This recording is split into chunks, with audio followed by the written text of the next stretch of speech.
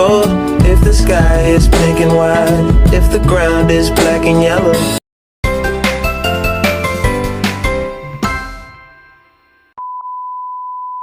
Teman-teman, kalian tahu nggak sih kalau perkembangan kognitif itu sangat penting dalam proses pembelajaran sehari-hari. Nah, untuk lebih jelasnya akan disampaikan oleh rekan saya dalam video berikut ini.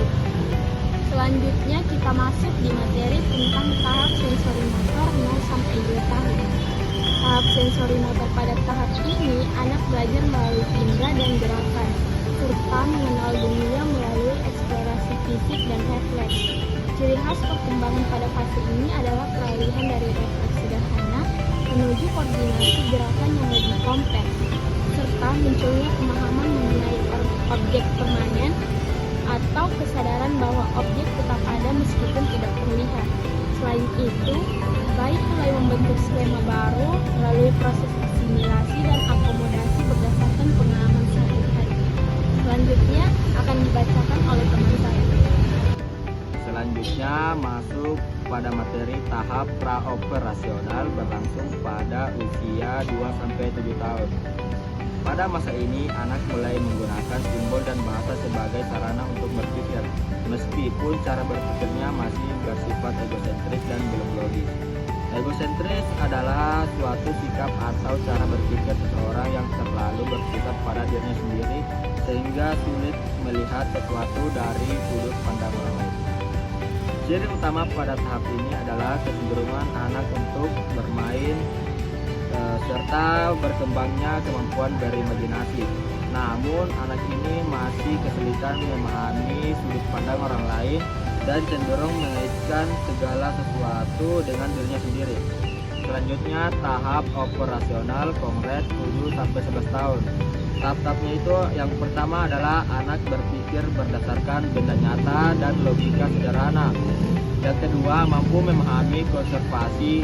Yang ketiga, memiliki cara berpikir teratur dan terkoordinasi. Contohnya itu dalam matematika bisa menghitung 4 tambah 1 sama dengan 5, tapi sulit menyelesaikan soal verbal atau abstrak tanpa bantuan kongres. Yang kedua, egosentrisme berkurang, animisme dan artifisialisme juga berkurang. Yang ketiga, media pembelajaran sangat penting, membantu mengurangi verbalisme, menarik perhatian, memperkuat daya ingat, dan memberi pengalaman langsung. Sekian dari saya, terima kasih. Selanjutnya kita masuk di materi operasional formal 11 tahun.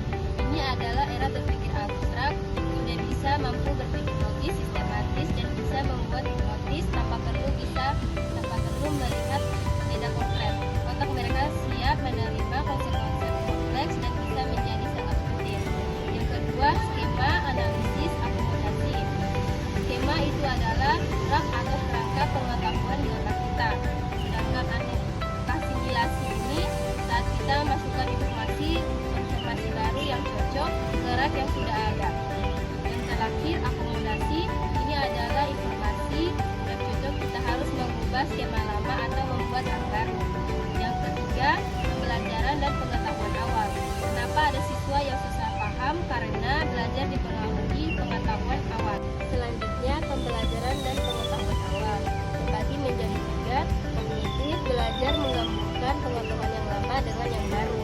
Sedangkan konstruktivisme, kita mampu membangun pengetahuan sendiri.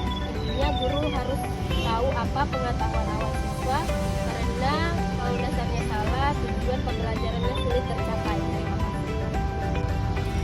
Nah, teman-teman, kalian